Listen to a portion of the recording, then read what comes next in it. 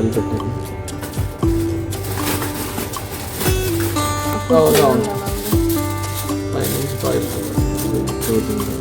Market కూడా కొంచెం లేట్గానే వెళ్ళాలి. 2 వీక్స్ నుంచి అలానే వెళ్తున్నాం, వేడిగా ఉంటుందని. ఇది అనుకోకుండానే వెళ్ళాను. అనుకోకుండా చాలాసార్లు వెళ్తూ ఉంటాను, తెచ్చుకుంటాను, కానీ ఇంత వర్స్ట్ అయితే కాదు. అందుకే నేను హలో అండి, నేను మీ Jyothi. Welcome back to my channel Ruthkriti sweet home. ఎలా ఉన్నారు మీ అందరూ? బాగున్నారా? నేను చాలా బాగున్నాను. ఈరోజు మీరు నా సండే ఫన్ డే బ్లాగ్ చూస్తారు. సండే ఫుల్ డే నేను ఏం చేశాను, అండ్ నిన్న హెన్నా కలుపుకున్నాం కదా, దానిలో ఇవాళ మార్నింగ్ ఏమేమి కలుపుకుంటాం, హెన్నా ఈజీగా ఇంట్లోనే ఎలా అప్లై చేసుకుంటాం అనేది ఈ వీడియోలో చూసేయచ్చు. అండ్ ఇవాళ ఒక పెద్ద డిజాస్టర్ జరిగింది. ఇంత వర్స్ట్ ఎక్స్పీరియన్స్ ఎప్పుడు అవ్వలేదు. అదేంటి అనేది వీడియో చివరి వరకు చూడాలి. అసలైన విషయం మర్చిపోయాను, ఈజీగా ఇంట్లోనే మటన్ దమ్ బిర్యానీ కూడా చేసుకున్నాం.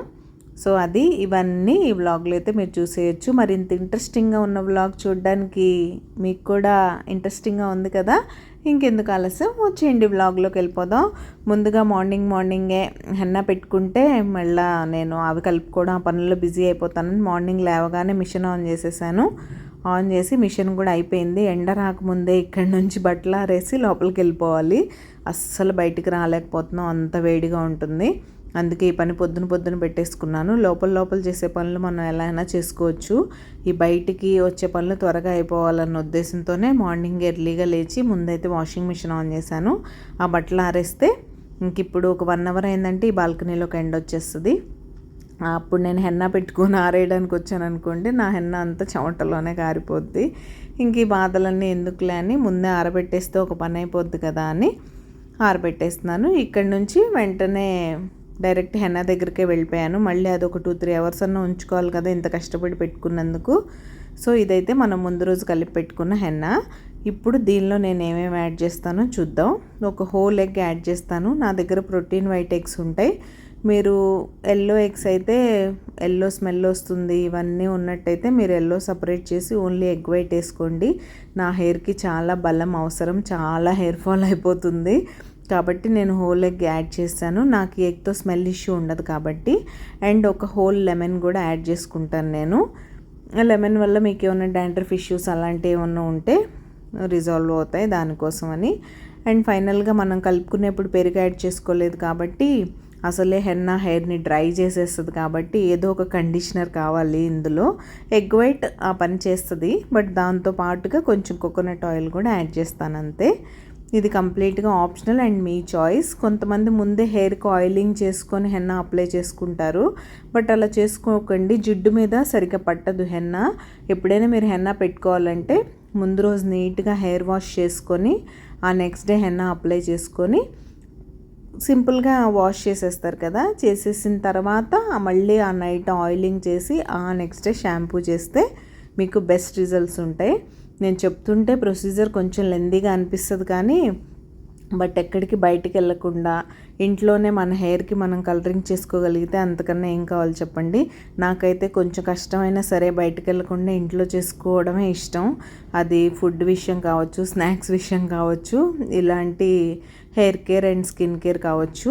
సో ఫస్ట్ ఏం చేయాలంటే మీ హెయిర్ని ట్యాంగిల్ ఫ్రీ చేసుకోవాలి.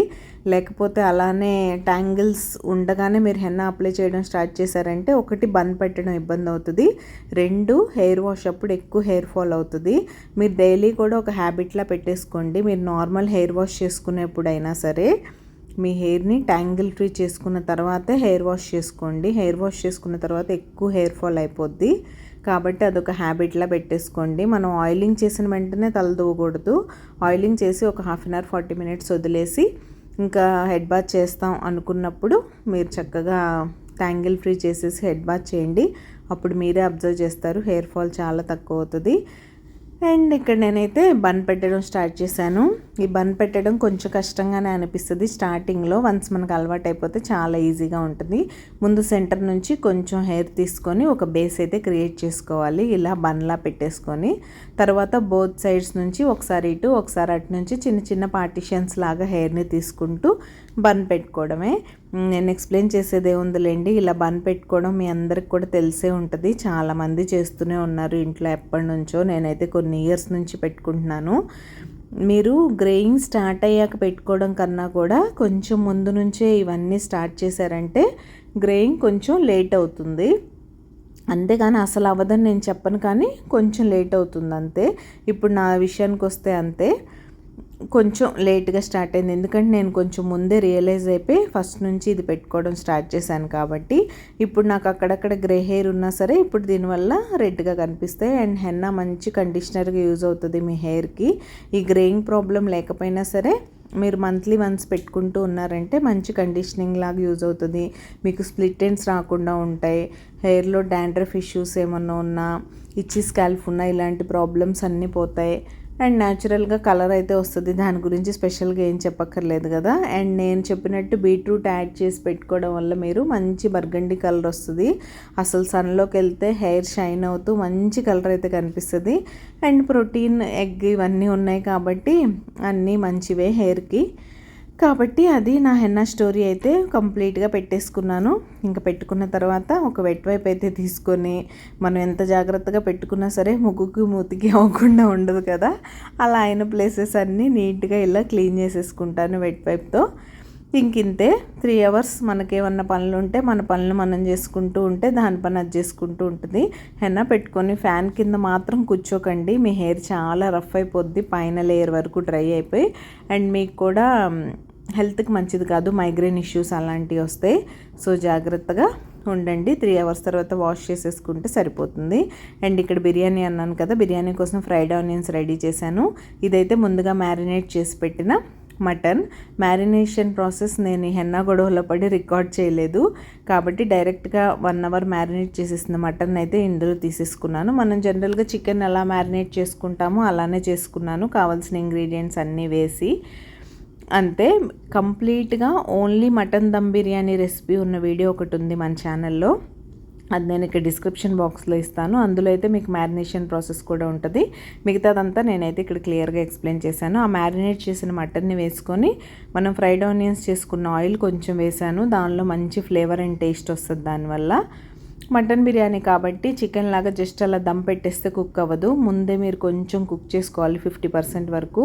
సో నా దగ్గర మటన్ గట్టిగా ఉంటుంది కాబట్టి నేనైతే ఒక 5-6 విజిల్స్ ఇచ్చేస్తాను. మిక్సీలో పెట్టేసి, కుక్కర్లో పెట్టేసి 5-6 విజిల్స్ ఇస్తే సరిపోతుంది.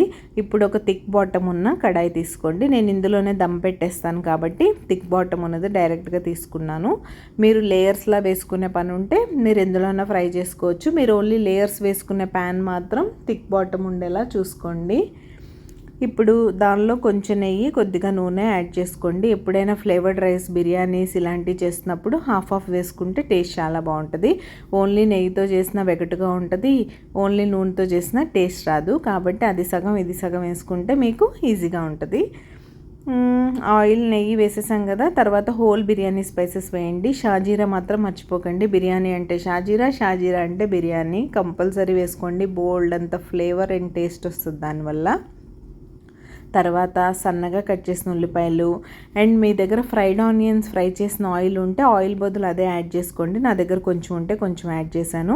తర్వాత పచ్చిమిర్చి, ఉల్లిపాయ, పుదీనా, కొత్తిమీర కూడా యాడ్ చేసుకోండి. నా దగ్గర ఈరోజు కొత్తిమీర లేదు, అందుకే పుదీనా ఒకటి యాడ్ చేశాను. తర్వాత నేను 6 విజిల్స్ ఇచ్చిన మటన్ ఉంది కదా, దాన్ని అయితే ఇందులోకి యాడ్ చేశాను. ఇప్పుడు కొంచెం వాటరీగా ఉంది కదా, దాన్ని కొంచెం దగ్గర కావనివ్వండి. దాన్ని పక్కన స్టవ్ మీదకి షిఫ్ట్ చేశాను. ఇక్కడైతే బిర్యానీ రైస్ దమ్ పెట్టడానికి రైస్ రెడీ చేయాలి కదా, ఆ రైస్ కుక్ చేస్తున్నాను. ఇది కూడా అంతే, దీని వాటర్ మెజర్మెంట్ ఏమి ఉండదు. మనం ఎలాగో రైస్ని స్ట్రెయినర్లో స్ట్రెయిన్ చేసి వేస్తాం కాబట్టి మీకు కొంచెం ఎక్కువగానే తీసుకోండి వాటర్. అందులో రైస్ వేసి హోల్ బిర్యానీ స్పైసెస్, కొంచెం నూనె వేస్తే రైస్ పొడి పొడిగా వస్తుంది. 70% కుక్ అయిపోయింది. అండ్ ఇక్కడ గ్రేవీ కూడా కొంచెం దగ్గరకు అయింది కదా, ఈ టైంలో ఇంకా దమ్ పెట్టేసుకోవడమే. ఆ రైస్ని అలా ఈ స్ట్రెయినర్లోకి తీసుకుంటూ వేసేసుకోండి. నాకు ఇక్కడ లేయర్స్ ఏమి ఉండవు. నేను 1/2 kg కన్నా కొంచెం ఎక్కువ మటన్ తీసుకున్నాను, రైస్ కూడా అదే క్వాంటిటీలో తీసుకున్నాను. ఇప్పుడు దాని మీద పైనుంచి ఫ్రైడ్ ఆనియన్స్, పుదీనా, కొత్తిమీర, కొంచెం అక్కడక్కడ బిర్యానీ మసాలాని స్ప్రింకిల్ చేసుకోండి, బాగుంటుంది. మటన్ మసాలా నేను మ్యారినేషన్లోనే వేసేసాను కాబట్టి ఇక్కడ ఏం వేయట్లేదు, ఇక్కడ ఓన్లీ బిర్యానీ మసాలా వేస్తున్నాను. బిర్యానీ మసాలా వేసేసి తర్వాత అక్కడక్కడ కొంచెం ఫుడ్ కలర్ యాడ్ చేసుకున్నాను నేను. ఇది కంప్లీట్గా ఆప్షనల్, మీ దగ్గర ఉంటే మీరు సాఫ్రాన్ వేసుకోవచ్చు, లేకపోతే న్యాచురల్గా ఫుడ్ కలర్స్ కొంతమంది యూస్ చేస్తూ ఉంటారు, అలాంటివి యూస్ చేయొచ్చు. నేనైతే స్టోర్ బాట్ ఫుడ్ కలరే కొంచెం అక్కడక్కడ యూస్ చేశాను. ఇవైతే మనం రైస్ కుక్ చేసిన వాటర్, ఇది కొంచెం ఒక హాఫ్ గ్లాస్ వేసుకున్నారంటే దమ్ బాగా అవుతుంది. ఎక్కడైనా రైస్ కొంచెం కుక్ అవ్వకుండా ఉంటే అది కూడా ప్రాపర్గా కుక్ అవుతుంది. ఇంకా ఫైనల్గా కొంచెం నెయ్యి అక్కడక్కడ వేసేసి సిల్వర్ ఫాయిల్ పెట్టేసి నేనైతే దమ్ పెట్టేస్తాను. ఇక్కడ చాలామంది ఆటా కూడా యూస్ చేసి సీల్ చేస్తూ ఉంటారు, నేను అదంతా ఏం ఫాలో అవ్వను. ఇలా పెట్టినా కూడా మంచిగా దమ్ అవుతుంది. సో ఎక్కువ గోధుమ పిండి వేస్ట్ చేసుకోకుండా ఇలా ఫాయిల్ పేపర్ పెట్టేసి దమ్ పెట్టేసుకోండి. సూపర్ యమ్మీ బిర్యానీ రెడీ అయిపోద్ది హాఫ్ అన్ అవర్లో. Happy Sunday. మార్నింగ్ నుంచి కనపడలేదు కదా, అందుకే ఇప్పుడే హ్యాపీ సండే. నా హెన్నా పని అయిపోయేసరికి వంట పని అయితే అయిపోయింది అండ్ నేను ఫ్రెష్ అయిపోయి వచ్చేసాను. బాగా ఆకలేసేస్తుంది, బ్రేక్ఫాస్ట్ కూడా చేయలేదు కాబట్టి ఇప్పుడు మనమైతే ఓపెన్ చేసి చూసేద్దాం మన మటన్ దమ్ బిర్యానీ ఎలా వచ్చిందని. సేమ్ ఇదే ప్రాసెస్లో మీరు చేసుకోండి, చాలా టేస్టీగా వస్తుంది. మటన్ బిర్యానీ అనగానే అమ్మో మటన్ బిర్యానీ అనుకుంటారు, బయట ఏమో మటన్ తినలేము కాబట్టి మేమైతే తినాం, మిగతా వాళ్ళ సంగతి నాకు తెలియదు. మటన్ బయట తినాలంటే నాకు నచ్చదు కాబట్టి ఇలానే ఇంట్లో మటన్ బిర్యానీ రెస్టారెంట్ స్టైల్లో అద్దరిపోద్ది అసలు. మీకు ఎక్కడ పీస్ కుక్ అవ్వలేదని అలాంటి ప్రాబ్లమ్స్ ఏమి ఉండవు కాబట్టి తప్పకుండా ట్రై చేయండి. ఇప్పుడు ఎక్కువ లేట్ చేయకుండా బిర్యానీ ఎలా వచ్చిందో చూసేద్దాం.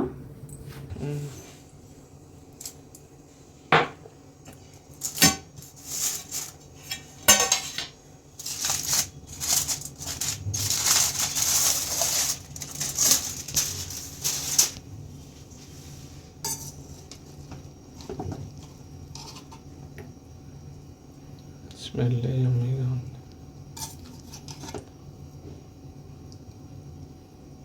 పర్ఫెక్ట్.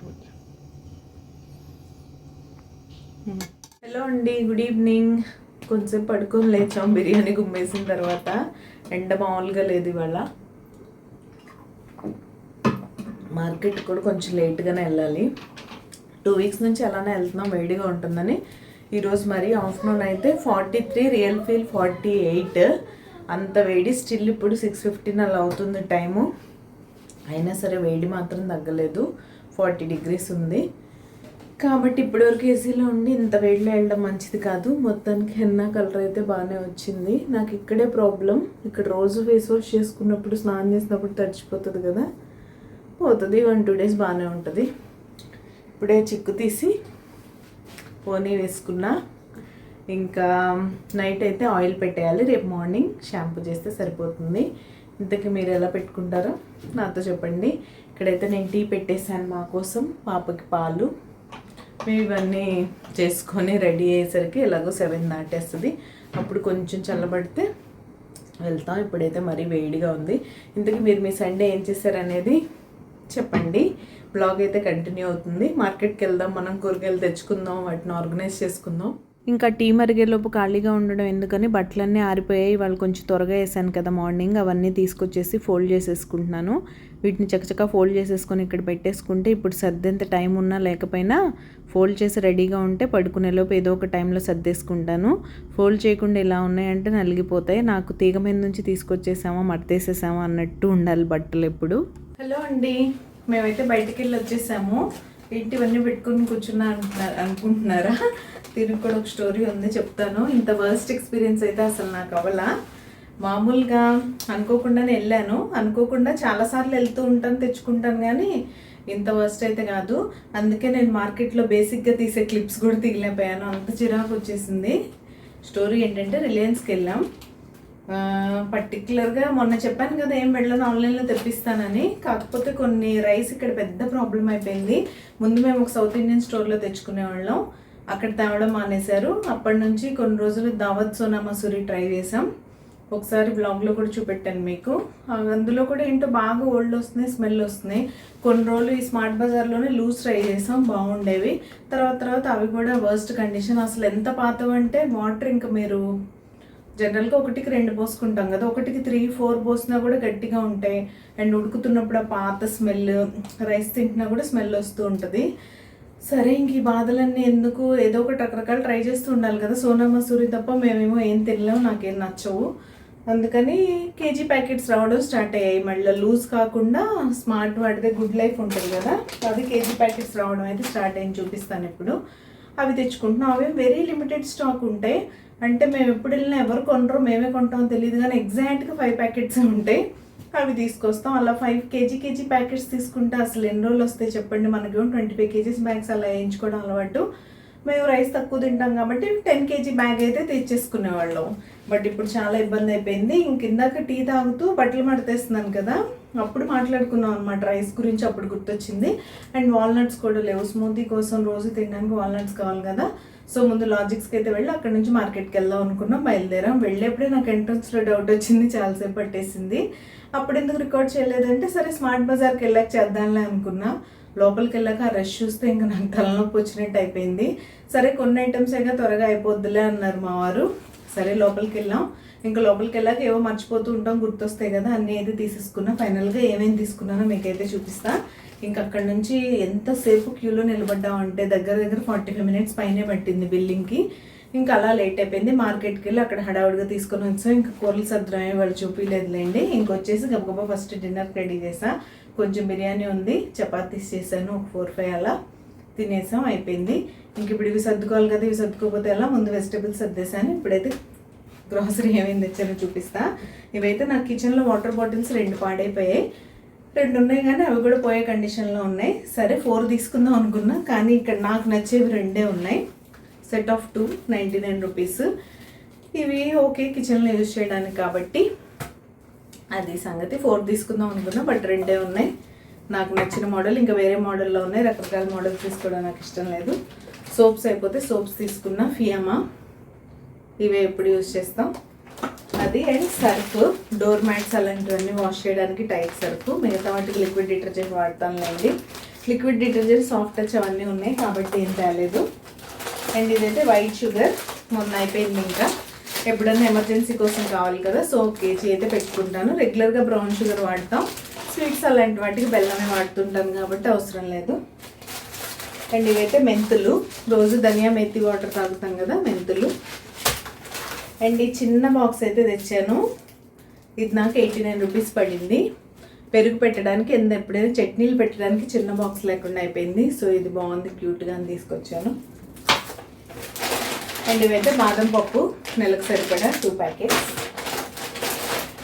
అండ్ మ్యూజిల్లీ మా అమ్మాయి కోసం, జీలకర్ర. అండ్ ఇదైతే green tea, Lipton green tea. రెగ్యులర్గా తాగుతూనే ఉంటాం, అప్పుడప్పుడు మిస్ అయిపోతూ ఉంటుంది వేడి వల్ల. ఆల్మండ్స్ ఇంకో ప్యాకెట్. అండ్ ఇవైతే రోస్టెడ్ చనా, ఇవి అయిపోయినాయి చట్నీ కోసం. ఇవే నేను చెప్పిన KG packet Sona Masoori rice. ప్రస్తుతానికి ఇవే వాడుతున్నాం, ఇవే బాగుంటున్నాయి.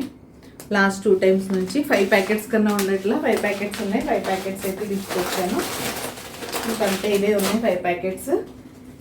ఈ క్యూట్ బ్యాగ్ చూసారా, ఇందులో అయితే నట్స్ ఉన్నాయి. ఇవైతే వాల్నట్స్. ఆ బయట నేను తీసుకుంటాను కదా, మీకు చాలాసార్లు చూపెట్టాను అప్పుడే. 2 ప్యాకెట్స్ వాల్నట్స్. ఇవి అంటే అంజీర్ 1/2 కేజీ. ఇవి కూడా స్మూదీలో యూజ్ చేస్తాను కదా, దానికి 1 మంత్ మొత్తం సరిపోతాయి. ఇవి కొంచెం తీసుకుంటేనే నాకు మంత్లీ గ్రోసరీ తీసుకున్నా అంతసేపు ఎప్పుడు నించోలేదు నేను. అఫ్కోర్స్ 2-3 ఐటమ్స్ ఉన్నా, ఫుల్ ఉన్నా అంతసేపు నిలబడాలనుకోండి క్యూలో మంటాను వచ్చే వరకు.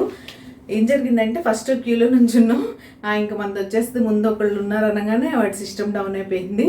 మళ్ళీ ఇంకా వేరే చోటకి షిఫ్ట్ అవ్వాల్సి వచ్చింది. అలా లేట్ అయిపోయింది. చెమటలు చూసారు ఎలా పడుతున్నాయో, అలా ఉంది వేడి ఈరోజు. మామూలు వేడి కాదు బాబాయ్, అస్సలు ఫ్యాన్ లేకపోతే అవ్వట్లేదు. ఇవి గ్రాసరీ, వీటన్నిటిని వాటి ప్లేసుల్లో వాటి ప్లేస్లో కాదు, ఆ స్టోరేజ్ ఉంది కదా అక్కడైతే సర్దేస్తాను. ఇంక నైట్కి పడుకోవాలి, బాగా లేట్ అయిపోయింది. ఇంక ఇప్పుడైతే నట్స్ నానబెట్టడం, డిన్నర్ అయిపోయింది, కిచెన్ కూడా క్లీన్ చేస్తాను. ఇవి ఒకటి సర్దేస్తూ మీకు చూపెడదాం అనుకున్నా. మేము పడిన కష్టాల గురించి చెప్పాలి కదా అది. ఇప్పుడైతే నేను నట్స్ నానబెట్టేసి ఇంక పడుకుంటాను. ఈరోజు ఈ వీడియో కూడా ఇక్కడ ఎండ్ చేసేస్తున్నాను. రేపు మరొక మంచి వీడియోతో మళ్ళీ మీ ముందుకైతే వచ్చేస్తా. అంతవరకు keep smiling, take care, see you tomorrow, bye, good night.